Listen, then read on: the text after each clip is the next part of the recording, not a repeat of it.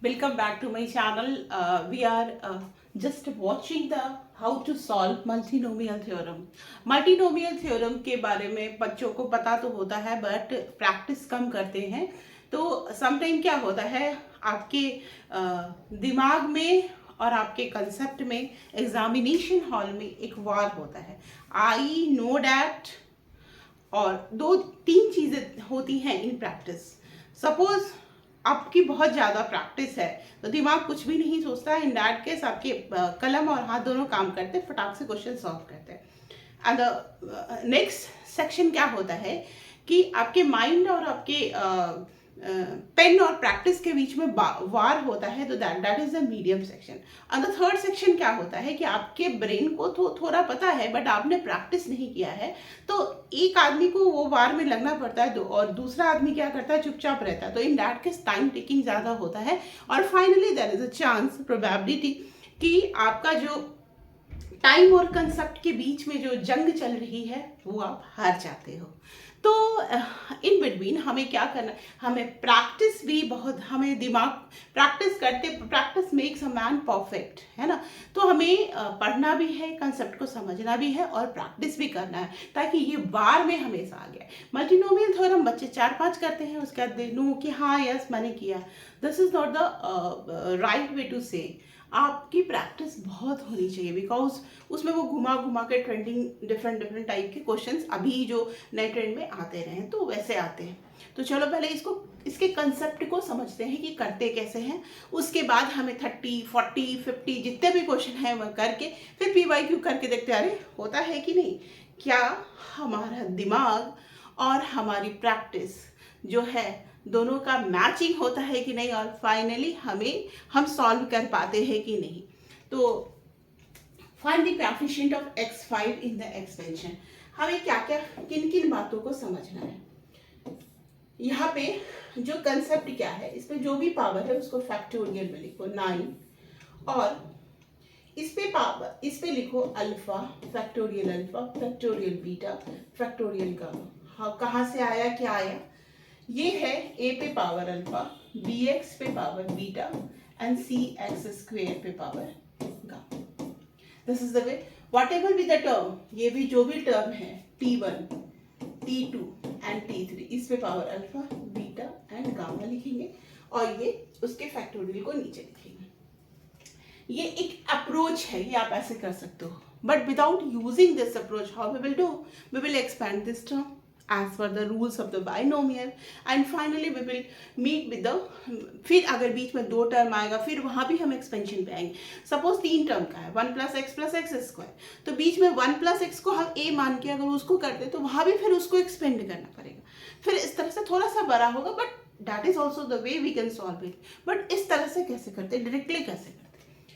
अब देखो हमें क्या करना है कि x5 का एक्सपेंशन करना है ना. तो हमें पावर क्या होना चाहिए, a alpha, b beta and the c gamma, x पे पावर बीटा इंटू x पे पावर 2. तो बीटा प्लस 2 गामा क्या होना चाहिए, 5 होना चाहिए. बट ये जो इस टर्म पे जो पावर था, इस टर्म पे पावर था, इस टर्म, ये जो a पे पावर, जो टर्म के अलावा जो अल्जेब्रिक वैल्यूज हैं उन सब का सम क्या होना चाहिए, 9. आपको यही दो बात जो है ना वो आपको, ये 9 means alpha plus beta, 9 means इसके पावर, मान इसका पावर p है तो ये सारे सम के वैल्यू जो जनरल टर्म हो गया alpha plus beta plus gamma is equal to p हो गया. और x का जो भी वो पूछे जा रहे हैं 5 है तो 5 हो गया. तो आपके पास 3 अननोन है एंड 2 इक्वेशंस है. 3 अननोन है एंड 2 इक्वेशंस.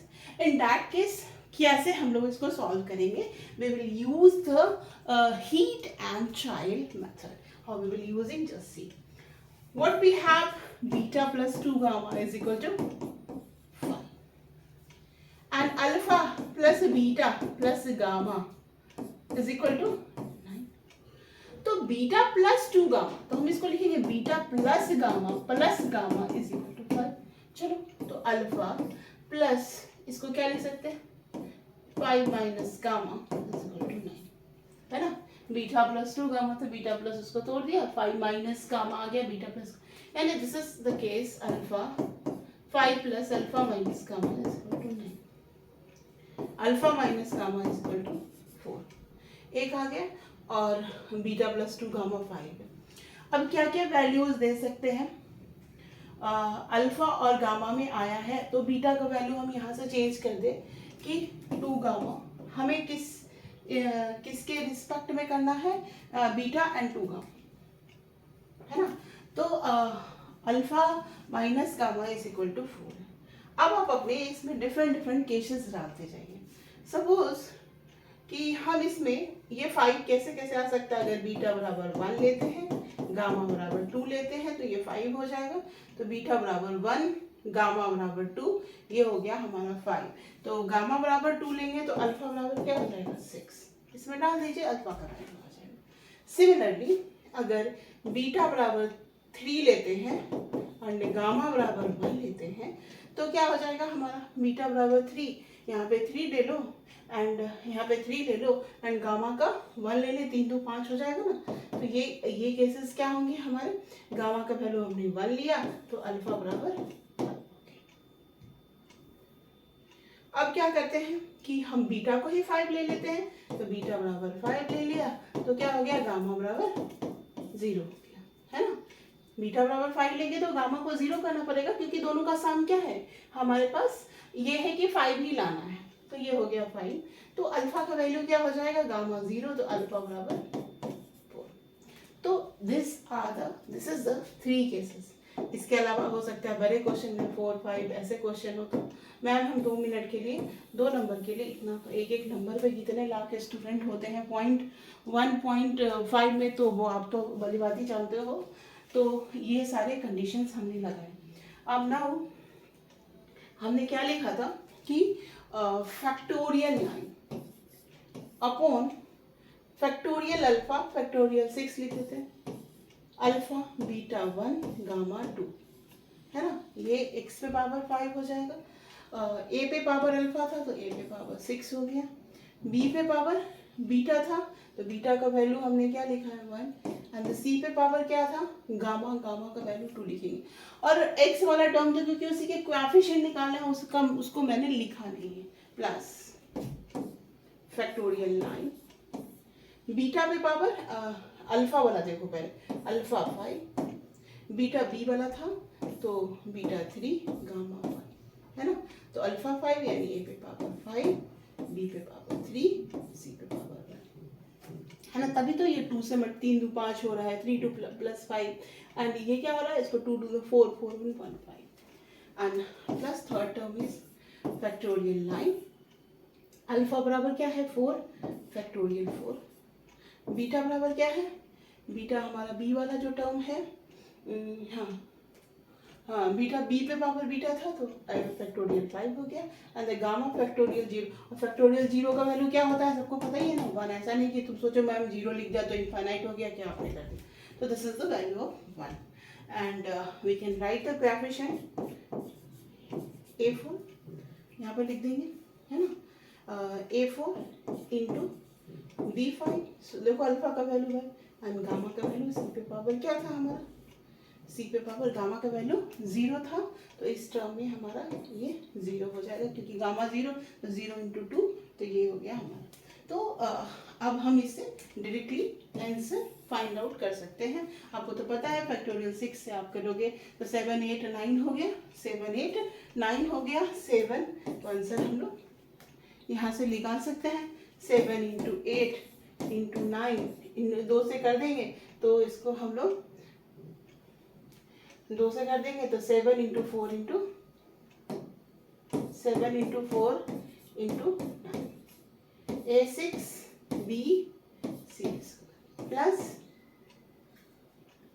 प्लस ये हो गया 5 हो गया तो 6 7 8 9, 6 से 3 2 जा 6 खत्म हो गया तो 7 8 9 7 8 9 a5 b3 प्लस यहाँ पे फिर 5 से करोगे तो 6 7 8 9 एंड 4 का क्या हो जाता है 24, 6 7 8 9 ये हो गया 24, 6 4 जा 24, 4 2 जा 8, 7 2 9। तो 7 2 9 इंटू A4 B5 C पे पावर 0।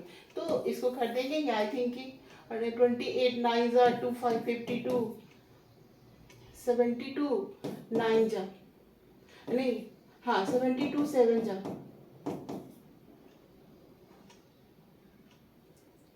14, 72 7 जा हो गया आपका 7 2 जा 8 7 8 9 72 72 7 जा 14 14 49 एंड 50 504। ये वाला टर्म हो जाएगा। फिर ये वाला टर्म क्या हो जाएगा हमारा, ये 7 2 63 2 जा 126। तो वो लिख के हम लोग finally we will A4 B5 C6 के बीच में आंसर ले आएंगे। मोस्ट प्रोबेबली ऑप्शन में ऐसा रहेगा, 1 2 भी निकल जाएगा तो हमको इतना कैलकुलेशन नहीं करना पड़ेगा। बशर्ते कि आप सही स्टेज पे चल रहे हो, थोड़ा तो रिलैक्स करते हैं कि ऑप्शन से आप मिला सको। But if the integer based question, be careful. Now we will see the next question related to multinomial theorem.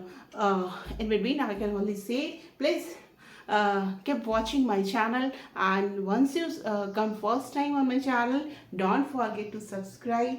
Thank you.